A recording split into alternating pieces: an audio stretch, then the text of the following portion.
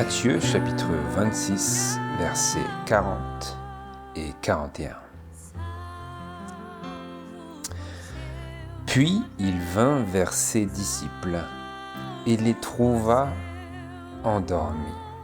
Et il dit à Pierre, « Ainsi, vous n'avez pu veiller 1 heure avec moi. Veillez et priez, de peur que vous ne tombiez dans la tentation. Car l'esprit est prompt, mais la chair est faible. »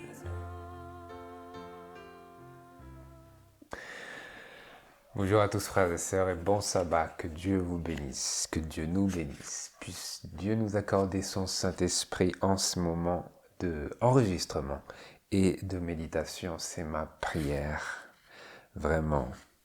Surtout à la lumière des paroles du Seigneur Jésus, lorsqu'il venait aux disciples dans le jardin de Gethsémane et qu'ils n'avaient pu veiller, comme il disait, 1 heure avec lui, il s'était endormi. Et il dit à Pierre, « Veillez et priez, de peur que vous ne tombiez dans la tentation. Car, disait Jésus, et dit-il encore aujourd'hui à nous, car l'esprit est prompt, disposé, prêt, mais la chair est faible. » L'esprit est prompt, mais la chair est faible, disait Jésus. J'ai intitulé notre méditation d'aujourd'hui par ces paroles suivantes, « Renforcer nos points faibles. » Renforcer nos points faibles. Vraiment que puisse Dieu vraiment diriger cette méditation ici. C'est ma prière pour que nous puissions arriver à comprendre nos points faibles, afin que nous puissions devenir forts là où nous sommes peut-être aujourd'hui. Et nous avons été faibles. C'est ma prière.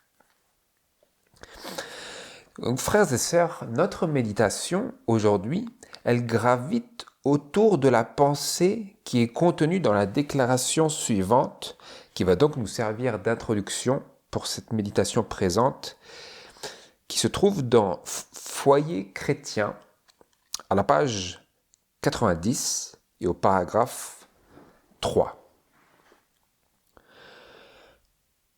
Jour après jour, vous pouvez apprendre à mieux vous connaître vous-même. Jour après jour, vous pouvez mieux apprendre à corriger les points faibles de votre caractère. Le Seigneur Jésus sera votre lumière, votre force, votre couronne de joie, parce que vous abandonnez votre volonté à la sienne. Le Seigneur Jésus sera notre lumière, notre force, notre couronne de joie, lorsque nous abandonnons notre volonté à la sienne, afin de quoi ? Afin de, jour après jour, apprendre à mieux nous connaître nous-mêmes, afin que, jour après jour, nous puissions mieux apprendre à corriger les points faibles de notre caractère. Le Seigneur désire nous assister dans cette œuvre-là, consistant à apprendre à nous connaître mieux nous-mêmes. Pourquoi ? Afin de pouvoir, par sa grâce et avec son secours et son soutien et sa force, arriver à corriger, remédier ces points faibles dans notre caractère. Vous voyez un peu ? Nous avons des points faibles et le Seigneur désire nous aider non seulement à les comprendre, mais à les corriger. Vous voyez ? Et il nous promet, ici par le témoignage de l'esprit de prophétie, il nous promet de nous aider dans ce processus qui est inséparable de l'activité du jugement investigatif, ou encore on pourrait dire du grand jour des expiations qui constitue à purifier non pas simplement le sanctuaire dans le ciel, mais les péchés que nous faisons monter dans le sanctuaire céleste et que nous avons inscrits dans le sanctuaire céleste. Parce que, comme une étude le faisait remarquer, le sanctuaire du ciel, c'est un peu le grand quartier général de l'Internet de l'univers. Et donc, tout ce qui est su et connu de nous est inscrit là-haut. Mais pour que ce soit le ciel puisse être purifié de ces choses-là, il faut d'abord que nous-mêmes nous en soyons purifiés, d'où donc cette activité d'apprendre à nous connaître nous-mêmes pour pouvoir corriger ces défauts de caractère qui sont rien d'autre que des péchés. Mais ici, il est question de points faibles dans notre caractère pour que nous arrivions à comprendre qu'il s'agit de faiblesses où il nous faut devenir forts. Vous voyez ce contraste. Et donc, aujourd'hui, c'est ce que nous voulons arriver à discerner, cette activité, pour pouvoir la mettre en œuvre, la mettre en pratique dans nos vies, à savoir tant celle de apprendre à nous connaître, que celle de pouvoir corriger ces choses qui nous ont été révélées par l'étude de nous-mêmes. Et l'étude de nous-mêmes à la lumière des principes et des révélations de la parole de Dieu, qui nous révèlent le caractère de Dieu et mettent en lumière, par contraste, notre obscurité, la justice de Dieu, le péché qui nous est propre.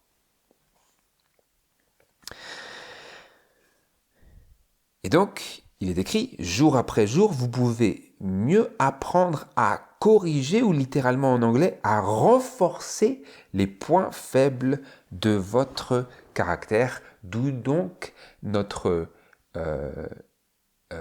intitulé aujourd'hui, renforcer nos points faibles. Les corriger, c'est renforcer les points de notre caractère où nous sommes faibles. C'est comme cela que nous les corrigerons, c'est en exerçant une plus grande vigilance dans ces domaines de qui nous sommes. Et c'est comme cela que nous pouvons corriger nos faiblesses et remédier à nos habitudes pécheresses. Vous voyez un peu. Et nous pouvons donc, frères et sœurs, et nous voulons apprendre comment corriger ou renforcer les points faibles de notre caractère. Mais alors, quels sont les points faibles de notre caractère? Eh bien, vous voyez, ce sont un peu comme les fissures dans le mur qui mettent en danger toute l'intégrité du bâtiment. Ces fissures, elles nous font comprendre que le bâtiment a un problème, le bâtiment glisse. De même aussi, les points faibles de notre caractère, en ce qu'ils se manifestent à nos propres yeux, sans parler aux yeux des autres, eh bien, ils mettent en lumière le manque d'intégrité du bâtiment, que le bâtiment glisse, que le bâtiment a une brèche, un problème de structure, un problème structurel. Ces points faibles dans notre caractère, ce sont, pour ainsi dire, les brèches dans la muraille qui laissent entrer l'ennemi sans résistance ou sans combat. Vous comprenez ? De la même manière, spirituellement parlant, ces points faibles, ce sont les brèches dans notre caractère où l'ennemi entre et ne rencontre pas de résistance, pas de combat. Pourquoi ? Parce que ce sont nos faiblesses où le péché a libre cours. Parce que si ce n'était pas ainsi, ce ne serait pas une faiblesse. Parce que si le péché ne peut pas entrer, eh bien c'est bel et bien une forteresse contre l'avancée du péché dans nos vies. Et si c'est une brèche, alors c'est une faiblesse, comme une brèche est une faiblesse dans une muraille. Parce qu'elle anéantit toute l'utilité de l'action protectrice de ce mur. Vous voyez ? Et il devrait aussi, et il en est aussi de même pour notre caractère. Tout ce qui dans notre caractère permet au péché de croître et de s'immiscer et de s'établir est une faiblesse pour laquelle il nous faut obtenir une guérison, une faiblesse qu'il nous faut guérir, qu'il nous faut renforcer, qu'il nous faut corriger. Autrement, nous ne pouvons être sauvés. Ah oui, parce que si la muraille reste sans cesse ouverte, et bien, s'il n'y a rien qui est fait pour cela, eh bien, au bout d'un moment, même si la muraille reste, ne serait-ce que cette brèche reste intacte, eh bien, au fil du temps, c'est toute l'armée ennemie qui rentre. Et tout ce qui est à l'intérieur est brûlé, mis à sac. Comme l'histoire des royaumes et des invasions et des sièges du passé nous l'apprend. Et donc, telles sont les parties de notre caractère que nous devons apprendre à corriger et à renforcer. Mais alors, frères et sœurs, pour apprendre à corriger et renforcer nos points faibles, il nous faut tout d'abord les comprendre. Parce qu'on ne peut pas essayer et tenter de remédier à des problèmes que l'on n'a même pas d'abord compris, que l'on n'a même pas d'abord saisi, dont on n'a même pas vraiment ressenti les amères conséquences.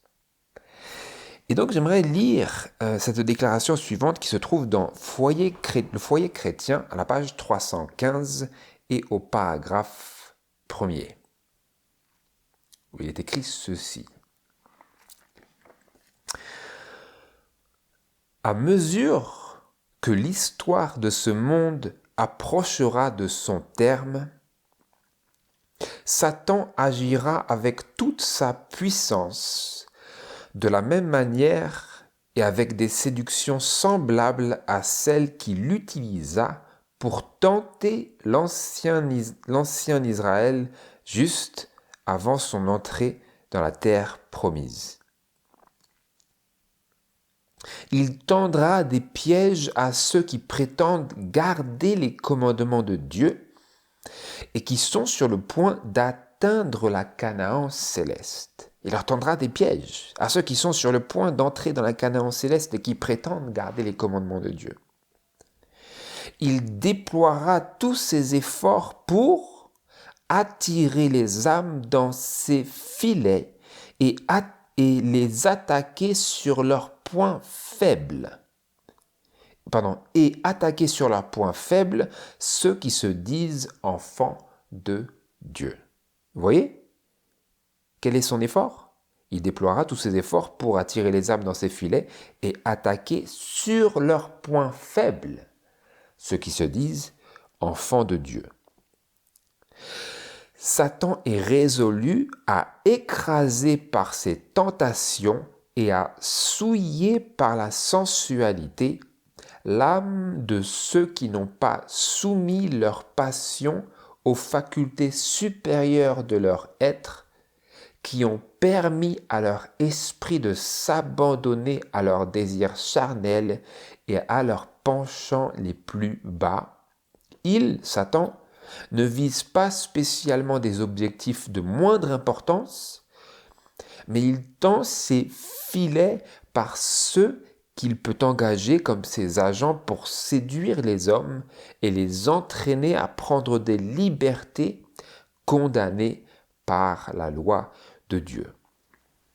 C'est contre les hommes qui occupent des postes de responsabilité, qui enseignent les exigences de la loi de Dieu et dont la bouche est pleine d'arguments pour la défendre la loi de Dieu, que Satan engage une telle campagne. C'est contre eux qu'il exerce son pouvoir diabolique et qu'il met en œuvre ses moyens pour les vaincre sur les points faibles de leur caractère, car il sait bien que celui qui viole un seul commandement se rend coupable envers toute la loi, ainsi il peut avoir la main mise sur l'homme tout entier. Vous voyez, il entre dans la brèche, et ensuite il peut contrôler tout le fort ou, pour ainsi dire, l'homme tout entier.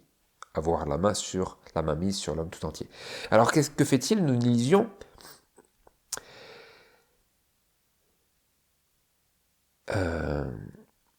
il est résolu à écraser par ses tentations et à souiller par la sensualité l'âme de ceux qui n'ont pas soumis leur passion aux facultés supérieures de leur être. Qu'est-ce qui va constituer une grande partie de nos points faibles? C'est là où l'âme n'a pas soumis ses passions aux facultés supérieures de l'être et a permis à son esprit de s'abandonner à ses désirs charnels et à ses penchants les plus bas. Il utilisera cela pour faire chuter et décrédibiliser la foi de ceux qui prétendent être les enfants de Dieu.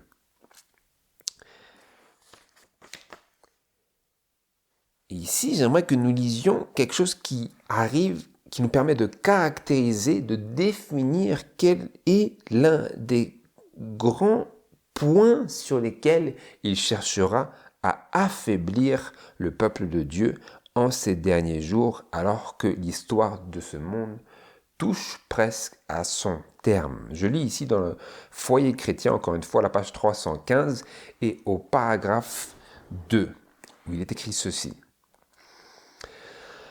La condition actuelle du monde m'a été dépeinte sous de bien sombres couleurs. L'immoralité règne partout. La licence est le péché particulier à notre époque. La licence, dit-elle, est le péché particulier à notre époque. Si c'était vrai du temps de Sir White, combien plus est-ce vrai de nos jours? Mais qu'est-ce que la licence? Eh bien, la licence, vous voyez, c'est le droit qu'on se donne de porter les choses à l'excès. Le droit qu'on se donne de violer la loi, de vivre sans loi. La licence, c'est de faire un peu ce que l'on veut. La licence, c'est de suivre ses passions sans restreinte, sans contrainte, sans contrôle par les facultés supérieures de l'être qui a été illuminé et instruit par l'Esprit de Dieu. La licence, c'est ne pas être contrôlé par la raison, mais être contrôlé par les passions charnelles, ce que nous avions lu juste avant, les penchants les plus bas du corps, de l'être. Donc elle disait, la licence est le péché particulier à notre époque. Jamais le vice ne s'est affiché avec une telle insolence. Une certaine torpeur envahit le monde et ceux qui aiment la vertu et la bonté sont presque découragés en constatant que l'iniquité se généralise à notre époque, qu'elle s'étale et qu'elle s'enhardit. Jésus disait dans Matthieu chapitre 24, il me semble, que parce que l'iniquité sera multipliée, l'amour de plusieurs se refroidira. Et donc, parce que l'iniquité s'est multipliée et s'est généralisée à notre époque, qu'elle s'étale et qu'elle s'enhardit, l'amour de plusieurs se refroidit et ils sont en proie à s'adonner au péché particulier de notre époque, plus encore que de celle de Sir White, qui est la licence, à savoir l'immoralité, le libre cours aux passions de la chair. Et ceci ouvre et agrandit les brèches des points faibles du caractère. Parce que Jésus disait, rappelez-vous, l'esprit est prompt, c'est-à-dire les nobles facultés de l'âme dans lesquelles l'esprit réside et contrôle est prompt. L'apôtre Paul disait, faire ce qui est bon, faire ce qui est bien, c'est en moi, mais il y a quelque chose d'autre en moi qui veut faire le mal. Et donc, nous voyons cela donc à travers cette licence, ce péché particulier de l'époque à laquelle nous sommes en proie de tomber. Et je lis, et pas seulement chez les incroyants et les moqueurs, si encore c'était le cas, mais au contraire, beaucoup de soi-disant chrétiens sont coupables. Même ceux qui prétendent espérer en la venue de Christ n'y sont pas plus préparés que Satan lui-même. Ils ne se purifient pas de toute souillure, ils se sont tellement adonnés à la débauche que leurs pensées sont naturellement impures et leur imagination corrompue. Il est tout aussi impossible à leur esprit de s'arrêter sur des sujets purs et sains que d'essayer de détourner les eaux du Niagara et de leur faire remonter les chutes. Tout chrétien ou vrai chrétien devra apprendre à réfréner ses passions et à être contrôlé par de sûrs principes. Autrement, il n'est pas digne du nom de chrétien. Qu'est-ce que c'est ? Il est tout aussi impossible à leur esprit, l'esprit de ceux qui prétendent être les enfants de Dieu mais qui se laissent contrôler par leur passion, il est tout aussi impossible à leur esprit de s'arrêter sur des sujets purs et sains que d'essayer de détourner les eaux du Niagara et de leur faire remonter les chutes. C'est à ce point impossible. Pour qui ? Pour l'homme qui s'est laissé contrôler par ses passions.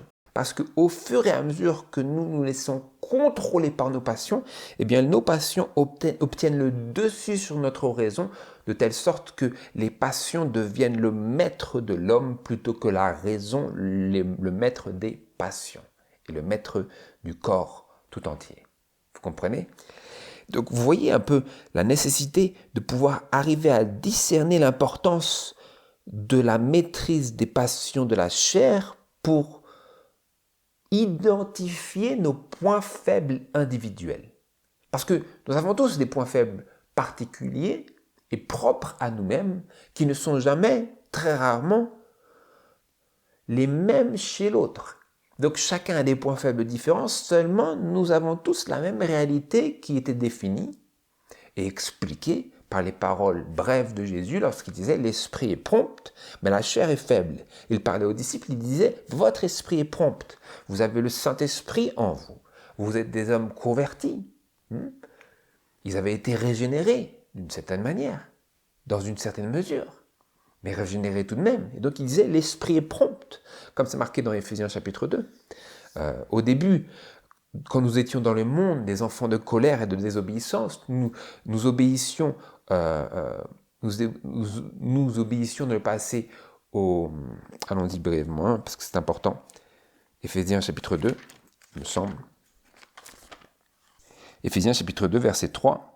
Parmi lesquels nous vivions tous autrefois selon les convoitises de notre chair, accomplissant les désirs de la chair et de nos pensées, et nous étions par nature des enfants de colère comme les autres. Mais lorsque Dieu, qui est riche en miséricorde à cause de du grand amour dont il nous a aimés, nous a rendus à la vie ensemble en Christ et nous a ressuscités ensemble, alors nous avons une autre activité dans notre esprit, c'est celle de l'homme nouveau, de Jésus-Christ en nous, l'espérance de la gloire. Ceci est une autre activité par laquelle Jésus dit que l'esprit est prompt à faire ce qui est bon, seulement la chair reste présente, à savoir la chair de péché, et cette chair est et sera toujours faible. Et donc, si nous ne réalisons pas cette leçon ici que Jésus disait et donnait aux disciples, et leur transmettait pour nous aussi, eh bien nous serons sans cesse en proie à être renversés par cette faiblesse de la chair qui toutefois a une certaine force en ce elle est forte pour faire le mal, pour commettre le péché, mais elle est faible pour faire le bien, pour commettre la justice. Et c'est d'ailleurs parce qu'elle était si faible, cette chair, que Jésus a dû être incarné dans la chair de péché afin qu'il puisse condamner le péché dans la chair pour que nous qui sommes dans cette chair aussi puissions vivre à la justice à travers cette justice accomplie par Dieu en Jésus-Christ.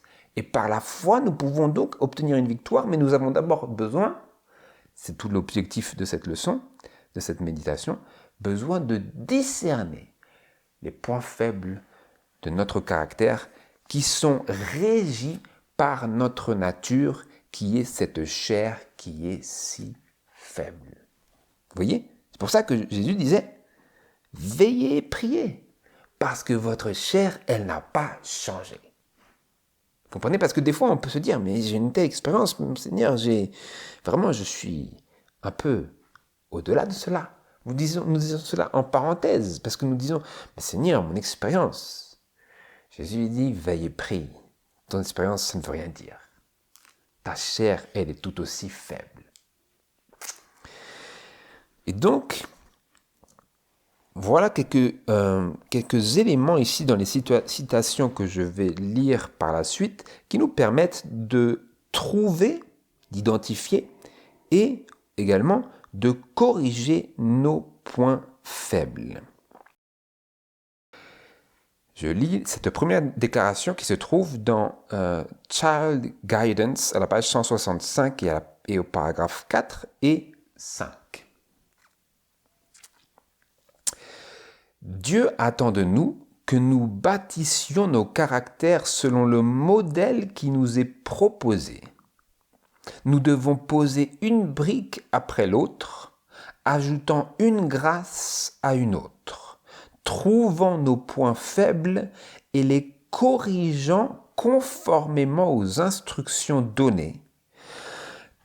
Lorsqu'une fissure apparaît dans les murs d'un château, nous savons que quelque chose ne va pas dans le bâtiment. Dans la construction de notre caractère, on voit souvent des fissures. Si ces défauts ne sont pas corrigés, la maison s'écroulera lorsque la tempête de l'épreuve viendra s'abattre sur elle. Dieu nous donne la force, les facultés de raisonnement et le temps pour que nous puissions construire des caractères sur lesquels il puisse apposer son sceau d'approbation. Dieu, désire que chacun de ses enfants se construise un caractère noble. Comment? Par l'accomplissement d'actes purs et nobles, afin de présenter à la fin une structure symétrique, un beau temple, honoré par les hommes et par Dieu. Donc vous voyez, notre Dieu nous donne la force, les facultés de raisonnement et le temps pour que nous-mêmes nous puissions forger et construire des caractères sur lesquels il pourra apposer son sceau et son approbation. Il dira, ce caractère est conforme au modèle qui est Jésus-Christ. Parce que nous lisons dans la parole de Dieu que c'est lui qui nous a été donné comme exemple afin que nous suivions ses traces. Il me semble que c'est dans 2 Pierre. N'est-ce pas? Donc Jésus est le modèle. Dieu nous donne la force, les facultés de raisonnement et le temps pour que nous puissions construire des caractères selon ce modèle-là et qu'il puisse ensuite venir je crois que c'est examinateur des travaux finis, quelque chose comme ça, pour dire, voilà, pour examiner le travail, la construction et dire, j'approuve. Et comment peut-il approuver? Seulement si nous construisons un caractère semblable à celui du modèle. Comme il avait dit à Moïse, voilà, tu feras le sanctuaire comme ci, comme ça, et Moïse a construit le sanctuaire dans le désert exactement selon les instructions qui lui avaient été données. Et nous aussi, il nous faut bâtir un caractère selon les principes principes du caractère de Dieu qui nous sont présentés dans la Bible et dans l'exemple de Jésus, pour qu'ensuite Dieu puisse dire, voilà, j'approuve. Il nous donne du temps, il nous donne des matériaux et il nous donne les conditions pour pouvoir bâtir ce caractère. Comme on pourrait construire une maison, il nous faut avoir un fondement. Il n'y a pas d'autre fondement que Jésus-Christ, n'est-ce pas? Et ensuite, dès que nous avons coulé les fondations, eh bien, ensuite, on peut commencer à ériger les murs avec des blocs, des briques. Pour cela, on prépare du ciment et tout cela se fait avec l'activité du Saint-Esprit. Vous comprenez? C'est comme cela que l'on bâtit, à la lumière des révélations de la parole de Dieu. Je lis la citation qui suit dans Christ Triumphant à la page 89 et au paragraphe 3. Et voyez comment ici, à travers cette déclaration, nous arrivons à percevoir et à comprendre comment ces points faibles surgissent et comment nous arrivons à les discerner. Je lis. Dieu amène souvent les personnes dans une situation de crise pour leur montrer leurs propres faiblesses et les orienter vers la source de la force. S'ils prient et veillent dans la prière, en luttant courageusement, leurs points faibles deviendront leurs points forts. L'expérience de Jacob renferme de nombreuses et précieuses leçons à notre intention. Dieu a appris à Jacob que par ses propres forces, il ne pourrait jamais remporter la victoire et qu'il devait lutter avec Dieu pour obtenir la force d'en haut. Donc Jacob a eu dans sa propre expérience cette leçon que Dieu lui a donnée. Quelle était-elle? Qu'il ne pourrait jamais remporter la victoire par ses propres forces, mais qu'il devait lutter avec Dieu pour obtenir la force d'en haut. Et comment lutta-t-il? Comment Jacob lutta-t-il dans son expérience? Il lutta en agonisant avec Dieu dans la prière, alors qu'il avait le sentiment que Dieu le condamnait. Parce que vous vous souvenez, il était à côté de ce gué de Jabbok, il me semble, alors qu'il était seul et il se sentait terriblement abandonné de Dieu. Et ensuite, quelqu'un vint lui taper sur l'épaule, quelque chose comme ça. Et il crut que c'était un ennemi, mais en fait, il était en train de combattre Dieu. Et le Seigneur, parce que c'était Jésus-Christ, lui donna cette impression. Et Dieu, parfois, nous donne aussi l'impression qu'il est contre nous, parce qu'il nous révèle qui nous sommes. Mais ce que nous sommes n'est pas beau à voir. Et donc, nous avons l'impression que nous sommes face à un ennemi, mais Jacob a appris qu'il devait lutter avec Dieu dans la prière, agoniser, continuer malgré les impressions, malgré les sentiments, malgré les passions. Et nous aussi, c'est une leçon qu'il nous faut tirer, afin que nous puissions, comme lui, obtenir la force d'en haut. Obtenir comment? Obtenir en suivant non pas nos impressions, non pas nos sentiments, non pas nos émotions, mais nos convictions intelligentes nées de l'illumination des révélations de Dieu dans sa parole et dans l'esprit de prophétie. Vous voyez? Jacob a eu une telle expérience, mais il nous faut, nous aussi, faire maintenant une expérience telle que Jacob a eue et telle que les disciples ont pu forger à travers leur cheminement, notamment à travers les années du ministère de Jésus et passant par sa mort, sa crucifixion, et ensuite sortant du tunnel de leur incrédulité après la résurrection. Alors, ils ont commencé à tirer des leçons de leurs expériences passées, mais sinon, avant, c'était un processus. Eh bien, lorsque nous sommes dans le processus, c'est là qu'il nous faut apprendre à voir Dieu dans l'obscurité, à croire à la parole de Dieu dans l'incertitude et dans le doute. Vous voyez?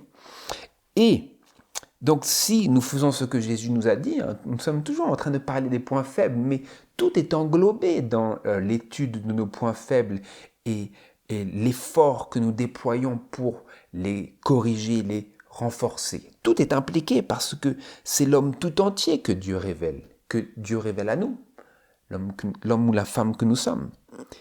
Et donc c'est toute notre vie qui se présente à nous. C'est toute une question existentielle qui nous est présentée.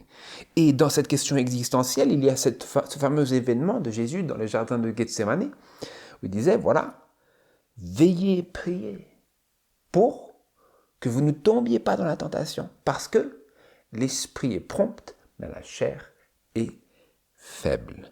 L'esprit est prompt, mais la chair est faible. Et donc, si nous prions, si nous veillons dans la prière en luttant courageusement, ainsi, je paraphrase, nos points faibles deviendront nos points forts. Parce que si nous surveillons ces brèches, attentivement ces brèches qui sont nos points faibles, de la même manière que des brèches dans une muraille sont le point faible d'une ville fortifiée, si nous surveillons ces points faibles avec grande vigilance, eh bien ces points faibles vont devenir nos points forts, de la même manière que ces brèches deviendraient le point fort d'une armée assiégée s'ils y dirigeaient leurs efforts pour repousser l'ennemi.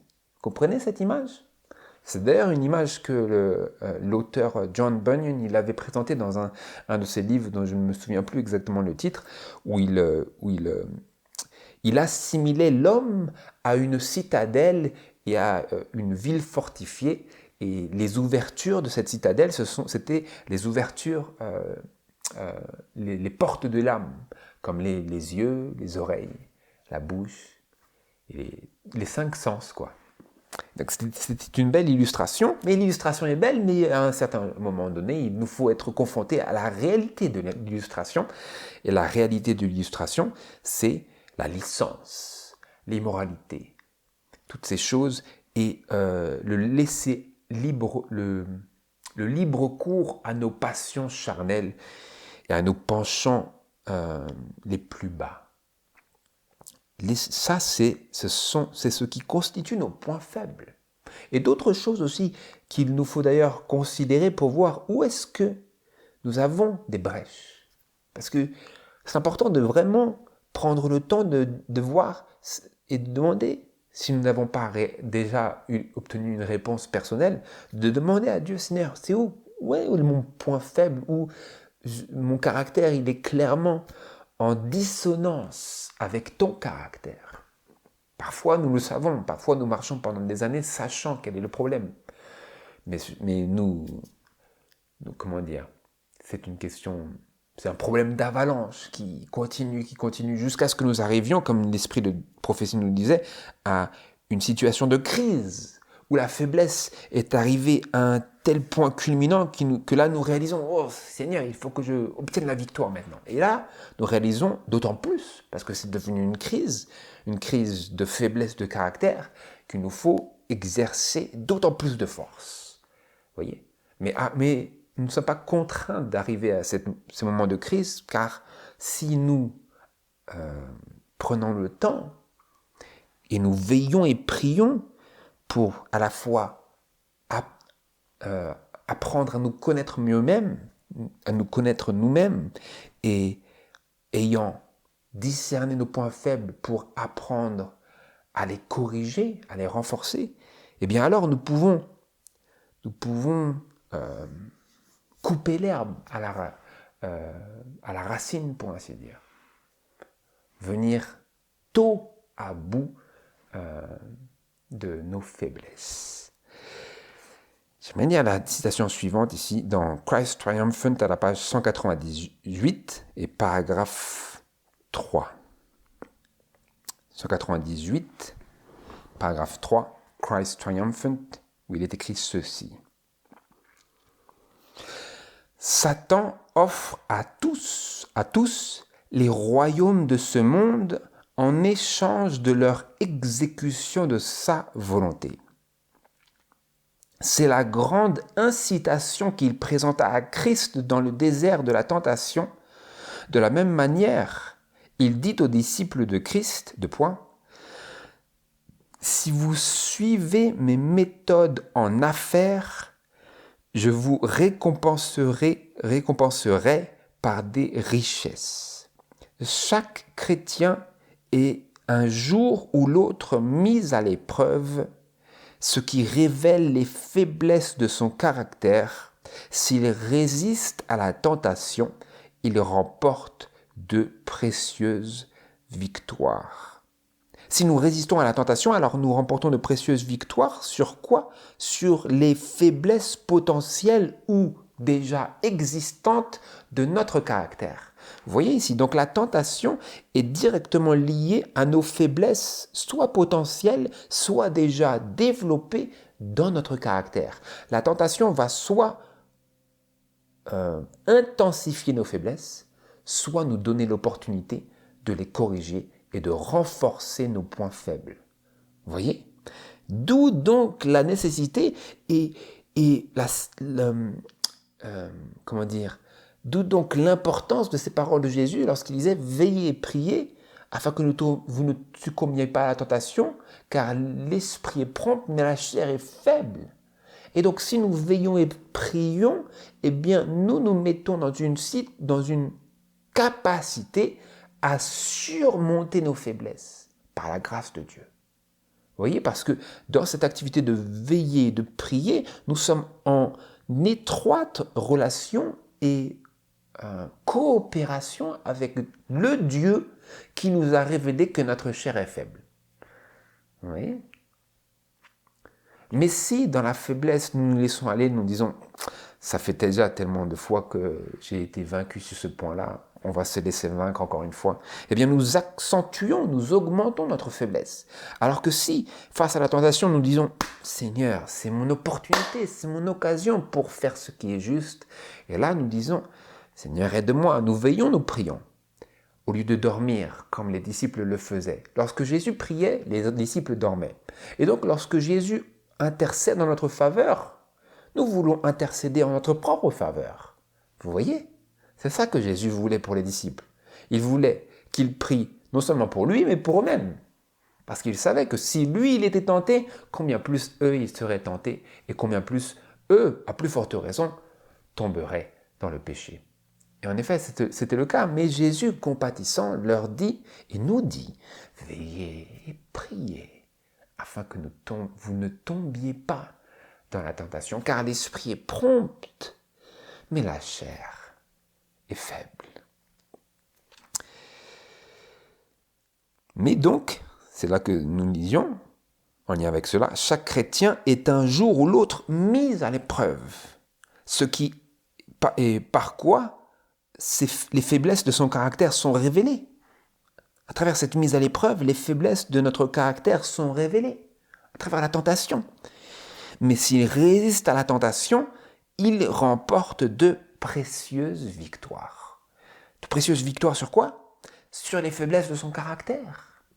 Vous voyez?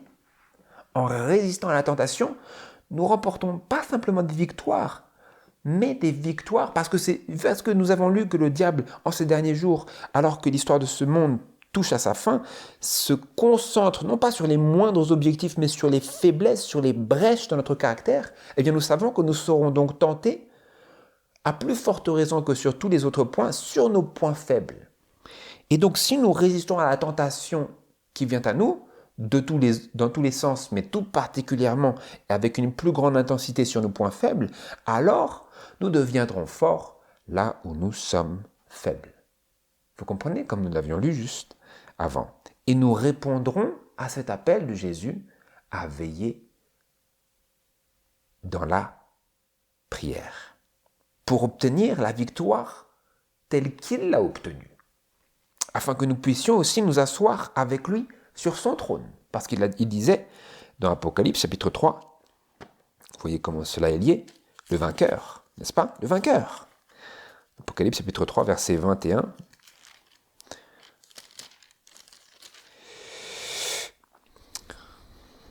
Celui qui vaincra, je le ferai asseoir avec moi sur mon trône, comme moi j'ai vaincu et suis assis avec mon Père sur son trône.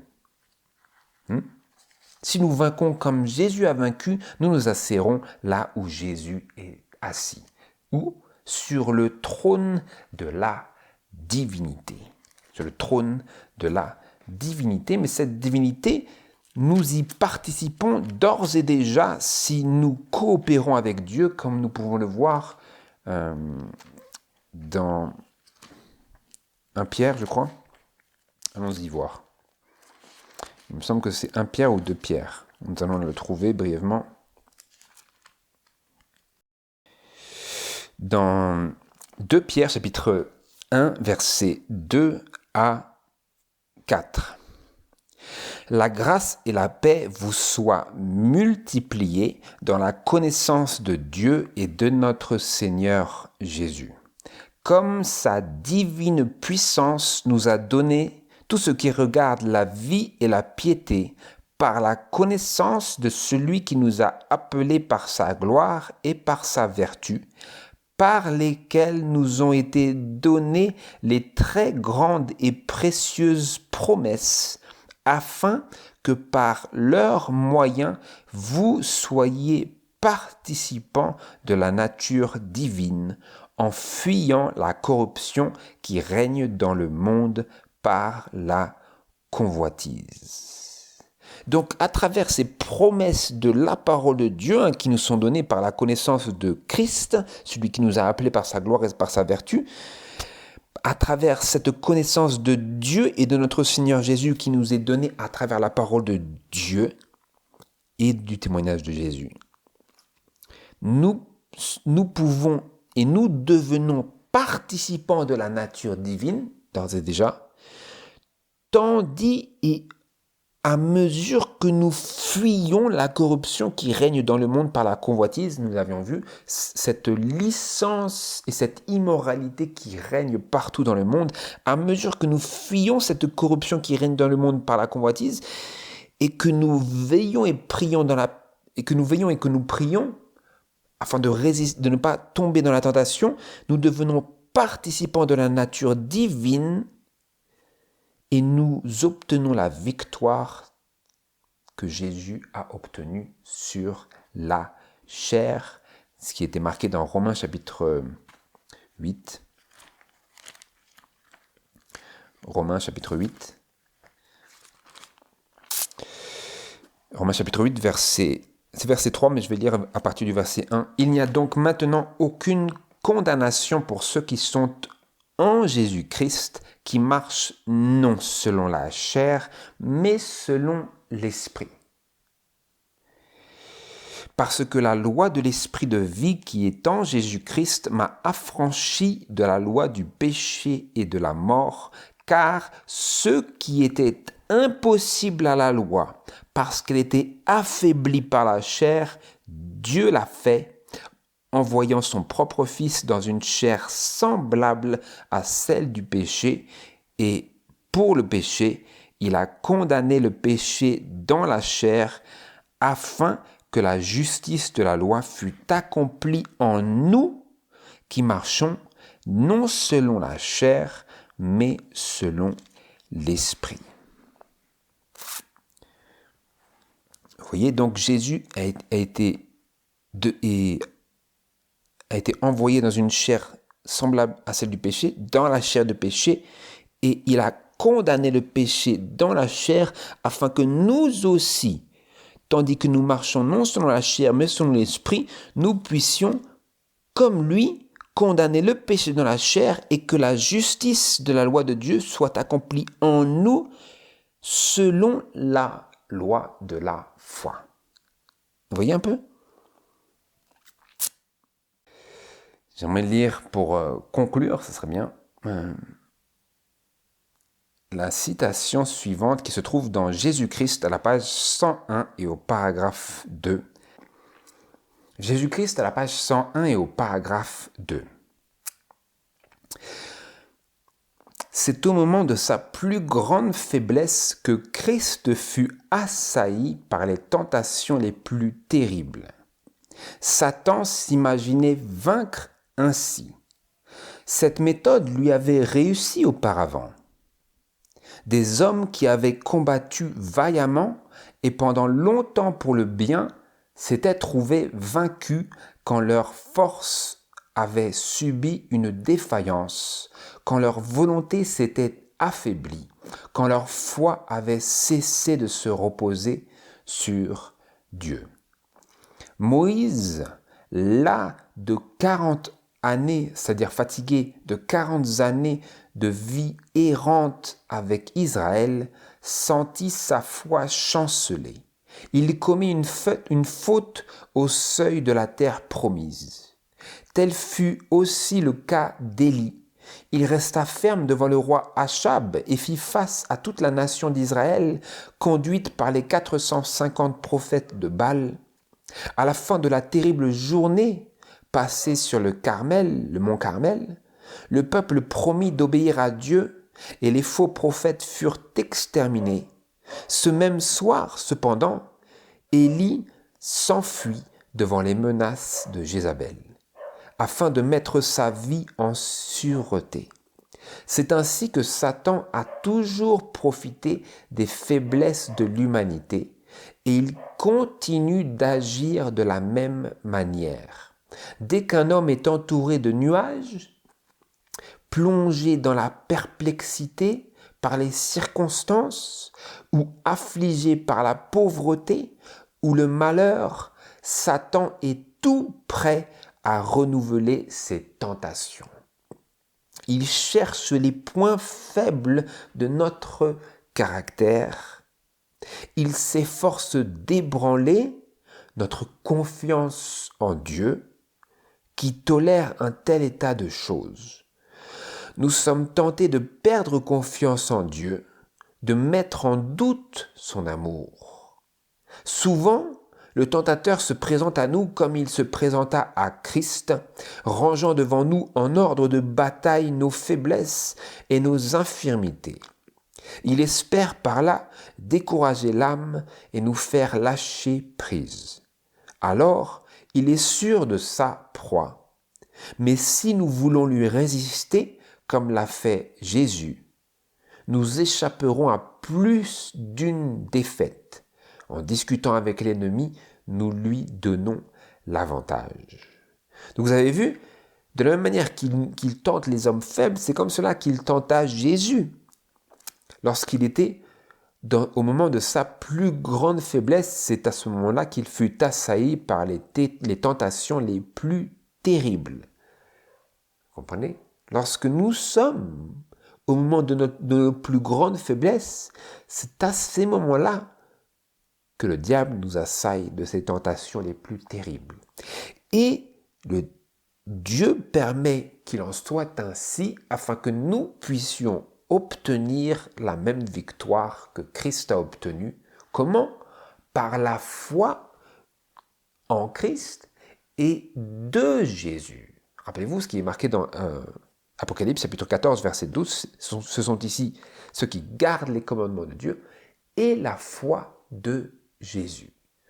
Et cette foi de Jésus, c'est celle qui lui permit d'obtenir la victoire sur les tentations que Satan lui assenait en ce moment de sa plus grande faiblesse. Vous voyez un peu? De la même manière, nous voyons l'exemple de Moïse, l'exemple d'Élie et de nombreux autres qui, quoi qu'ils avaient marché haut et droit pour Dieu, avaient manifesté un tel zèle pour Dieu, dans leur moment de faiblesse, c'est précisément à ce moment-là que le diable les emporta et les fit chuter. Et donc nous avons un encouragement, si cela nous est déjà arrivé, et également un encouragement pour comprendre que la justice et le caractère et la victoire que Jésus a opérée dans sa vie, c'est cette victoire et cette justice et ce caractère que nous pouvons aussi avoir dans notre vie. Parce que Jésus a été fait péché pour nous, a été incarné dans la même chair de péché que nous. Et c'est en cela que nous avons l'espérance d'obtenir sur le péché et la tentation la même victoire que lui.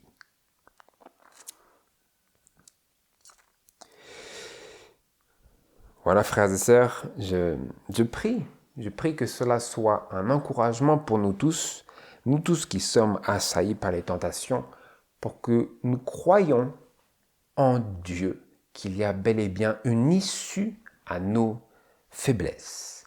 Et ce sont les points forts que Jésus a manifestés et a véritablement mis en pratique dans sa vie.